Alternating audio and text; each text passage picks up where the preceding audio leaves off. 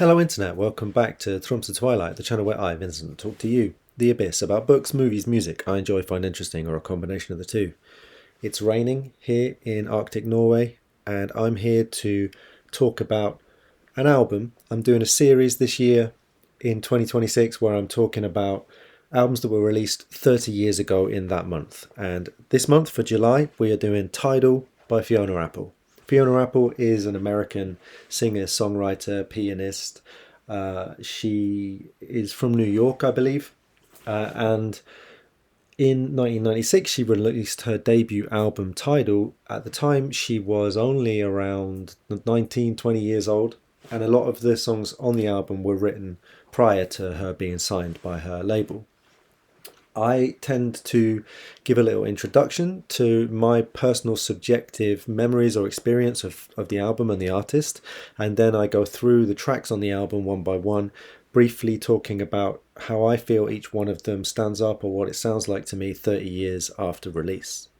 So I can't claim that I was into this album in 96. I actually bought this album in, I think, autumn of 99 because I looked it up, and the single Fast As You Can, which was the first single of Fiona Apple's second album, came out in autumn 99. That is fall 99 for my American friends. And I saw it on MTV, and I went straight to town and wanted to buy her album, and it wasn't released yet, so I bought the debut, Tidal.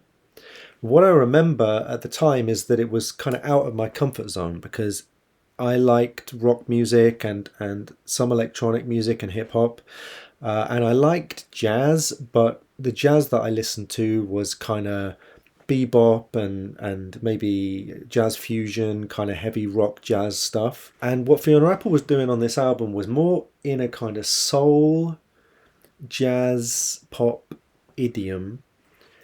But you can hear, I think, on Tidal that she's already carving out the sound that she would have, which is kind of indescribable. It is very much her own sound. Combination of like chamber pop and sort of indie songwriting influences or that ethos, but really influenced by classic soul, jazz standards, show tunes. I mean, I guess that's how I hear this album now, with some remove. At the time, I don't really know what I thought about it, apart from I was really impressed by the songwriting. Just before I started doing this video, I read the Wikipedia entry about Tidal, and I read there that journalists at the time were comparing Fiona Apple to Alanis Morissette, to Tori Amos. I don't think she has really anything in common with either of them. Tori Amos does play the piano and writes her songs kind of around the piano parts, but the way they use voice and piano is so extremely different, and their songwriting styles are not really comparable. And I don't hear in Tori Amos's music the kind of soul and blues influence that you definitely hear on this first Fiona Apple album. As for the Alanis Morissette comparison, I really just think that's quite misogynistic. Like, they just don't have anything in common. So just a few words about the actual creation of the album. The producer on the record was a guy called Andrew Slater, and Andrew Slater is actually the person who signed Fiona Apple to a record label. So Fiona Apple plays piano across the whole album, sings on every song obviously, and she also plays keyboards, and there are a whole load of other session musicians on the record. But John Bryan, who is a composer and a songwriter in his own right, and also a record producer, he plays multiple instruments across the album, and I think that the arrangements you hear on the album are probably a collaboration between him and Fiona Apple. She definitely has a big influence on how the album sounds, and I think John Bryan also has a big influence on the album, despite the fact it's not actually produced by him. So that is enough about the context of the album. Let's talk about the actual songs on the record. I haven't listened to it for many years before I started doing this. I listened to the three subsequent albums quite often, but this one I just haven't returned to in later years. So it's been really interesting to me to listen to it the past couple of weeks to try to prepare some thoughts about it for this video. It opens with a track called Sleep to Dream. And it opens just with a rhythm. There's no melodic instruments. There's a repeating rhythm played on like acoustic drums with this really big booming sound that I'm not even sure exactly what it is. And Fiona Apple almost reciting the opening lyrics to the track, which are, I tell you how I feel, but you don't care. I say, tell me the truth, but you don't dare. You say love is a hell you cannot bear. And I say, give me my back and then go there for all I care.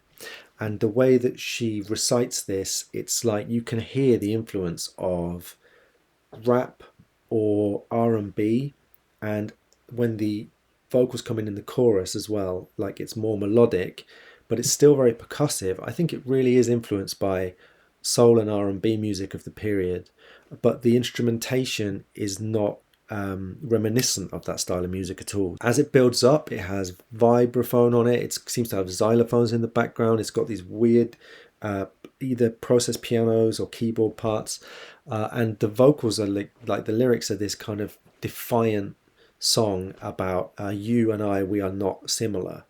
You cannot understand me. You used to run like a fool to be at my side, and now you run like a fool, but you just run to hide, and I can't abide. It's amazing. It's intense. It's very convincingly delivered. It's an extremely bold introduction to a completely new artist, and then it transitions very boldly into a totally different expression in the next song, which is Sullen Girl. The marriage of the lyric and the vocals and the piano on Sullen Girl are just amazing. It has this lilting, beautiful piano part. It's a ballad about having been damaged, about having something been taken away from you, and having become chaotic, and people think that you're sullen, but it's you weren't always that way. Somebody's taken your pearl away from you. And the refrain in the chorus is, it's calm under the waves in the blue of my oblivion. So she's saying, like, somewhere in me, deep down, there is still that calm. The sound of the music to me really echoes the motion of water, of the sea. And I just think that the whole thing is like this, almost like this painting of a woman in a storm with some eerie calm and this sense of having in some way been violated. Track 3, Shadowboxer, is another amazing track, all around a great song, and it showcases a third side of Fiona Apple's songwriting style, which is kind of more influenced maybe by older jazz or show tunes. The lyrics are this sustained metaphor about being a shadow boxer, trying to be prepared, trying to get ready for the movements the other person is going to make. But I never know what you're going to do, so I'm kind of swinging around after my own shadow, waiting for you to make a move. So it's this song of uncertainty in a relationship. But the way she uses her voice in this song is crazy. Like, she has all these blue notes, they are not off key, but they are not the note you expect them to be. They're like a semitone off, and she leans into them so hard. So although the song is not in its style aggressive, there is this kind of toughness to the way that she's singing. And as she repeats the chorus towards the end, she's doing so many like interesting rhythmic and melodic variations. The verse melodies are never quite the same either. The song doesn't sound particularly complex when you listen to it, but try to sing along with this song. The fourth track, Criminal, I don't know if I'm committing blasphemy among Fiona Apple fans, but this is really not one of my favourite Fiona Apple songs at all. I wonder if it's blasphemy because I know it was a single, and so I think people do have a lot of fond memories of the song, a lot of nostalgia for it. I actually think it's one of the weaker songs on the album, maybe one of her weaker songs, because I find it slightly annoying. I know that it was written because the record company wanted a single. They didn't think there was anything on the album that sounded enough like a single, so she wrote it at the end to give them what they wanted. And in that respect, I think she definitely did it well, because it was a successful song. She performed it, on TV shows, and it had a relatively successful music video. But I find the writing kind of unconvincing. She's writing it in this character of somebody who's kind of hurt a guy and she wants redemption. And it reminds me almost of like Son of a Preacher Man or something, or that type of song. a kind of 60s, 70s kind of bluesy, soul-y rock song. I just don't really think it rings true for her. Where Criminal to me sounds a bit caged, the following song, Slow Like Honey, is a really open and expressive song. It's completely unlike anything that she does later in her career. It's very jazz inflected. I would not normally use the word, but you might even call it sultry. It's in that type of style. The melodic lines in the song are extremely creative. There's this great moment where she sings the line, like a melody, and she kind of does that out of the rest of the melody of the song to really emphasize the lyric. So smart. The singing across the track in general really expressive, and she's playing with these different similes. You know, I'm slow like honey, but I'm strong like music. The track that follows that, The First Taste, like Criminal, it's another song where Fiona Apple is leaning into a certain type of pop style that she would not return to, or that maybe you would think doesn't necessarily suit her as we know her and her artistic persona now, because it's a kind of Latin jazz groove on this track, and it's has a genuinely catchy, beautiful pop chorus. I think this one works a lot better than Criminal. I think it's a really good song. The only thing I have misgivings about are that there's a lyric in the first verse where she talks about, you know, I will not struggle in your web because it was my aim to get caught, but daddy longlegs. And then and it always bugs me because daddy longlegs do not have webs, because daddy longlegs are not spiders. So it's this kind of mixed metaphor that I just don't think when she was a little more developed as a songwriter she would have kept in the song. Then we get to another highlight of the album, Never Is a Promise. This is a ballad that she wrote in her mid-teens, I believe. That's difficult to comprehend because the piano part alone on this song is gorgeous and so sophisticated. It's also embellished in this recording by a string quartet that was arranged and conducted by Van Dyke Parks. Together with Sullen Girl, this song really shows off Fiona Apple's ability to write a kind of complex song describing a character and a relationship. She's basically saying to the listener, you know, you'll never know my pain, you will never really understand me, and you will leave me as a consequence. And you say that you won't, you say that you'll never do that.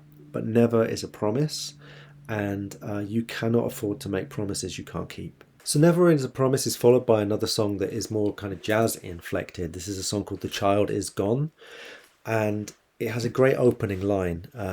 Darling, give me your absence tonight. Fantastic. It's a ballad. The first verse, it almost sounds like it could be Norah Jones, but when the bridge comes, it's more recognisably Fiona Apple drawing a little more on that kind of show tune influence.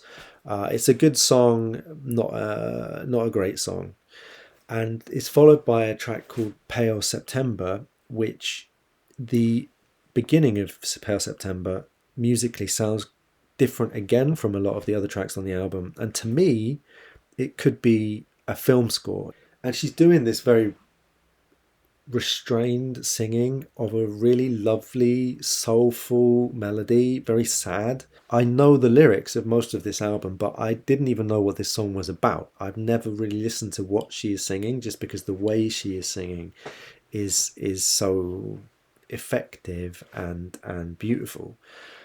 But it's a poem of a relationship where she is using the seasons and nature as metaphors, and it's abstract enough, I think, that you don't really need to focus on it. You can just allow the images to wash over you. That brings us to the last track, which is Carrion. And Carrion, I think, is really interesting because it's, to me, like a bridge between this album, Tidal, and where Fiona Apple would go in the future. It starts with a groove that you would never hear on another Fiona Apple album, but which maybe calls back a little bit to First Taste and maybe even to Criminal and to this kind of like bluesy Latin vibe that is on some of this album. It's based around a guitar more than a piano, and she's singing again in this quite soft register for two verses, but then what sounds like bells, or maybe it's tubular bells or something, comes in, and the song changes completely. It switches tempo, it just changes style in a way that she would do again 2 albums later on Extraordinary Machine. She would start doing things like this. It's really strange to hear it on a mainstream album that it just shifts. I remember when Lana Del Rey did this on West Coast years later on her album Ultraviolence, and a lot of people were just saying, you know, what, this is ridiculous. The song just changes in the chorus. It's like two different songs. That's what this song is like. And the lyrics to this other section, my feel for you, boy, is decaying in front of me like the carrion of a murdered prey. And all I want is to save you, honey, or the strength to walk away. This image of like a rotting corpse being like her feelings for the other person, and then him, and then her wanting to save him from this degrading relationship, or to be able to leave. It's beautiful, but it's brutal, and it's much more like the way she would write later on. Another thing about this song is that it showcases Fiona Apple's extreme sensitivity as a singer. At first, she's using her voice in a way that's almost flat, and then she builds it up through the song, so that by the end of the song, when they're doing the return to the chorus, it's almost as if she's using her voice percussively. And the dynamics of the song are growing. There's like a guitar outro, but it never sounds like a rock song. You could still kind of pirouette to the music, and that pirouetting movement, it reminds me of the video for Paper Bag from her following album. So it's almost like at the end of Tidal, you see a flash forward to many other moments of the career that will follow. So going back to this album, I will say maybe it's slightly top loaded. 6 of the first 7 songs are kind of maybe among the most striking, but it's really good. Subsequent albums eclipse it a little perhaps, but I would say at least half the album is excellent, and everything's worth returning to. The weakest moments for my tastes are maybe The Child Is Gone. It's fine, it's a little forgettable. And with 30 years removed, Criminal is a skip for me. I recommend listening to this album if you're interested in any of the type of music that I've been talking about while I've been describing it, if you've not heard it before. If you only listen to one song from the album, I recommend Sullen Girl. And if you know the album, if you have a relationship to Fiona Apple, I would love to hear from you in the comments. I always enjoy hearing other people's perspectives. Don't be afraid to disagree with me. I don't think I'm right. I just think it's my opinion. Thanks for listening, and see you again soon.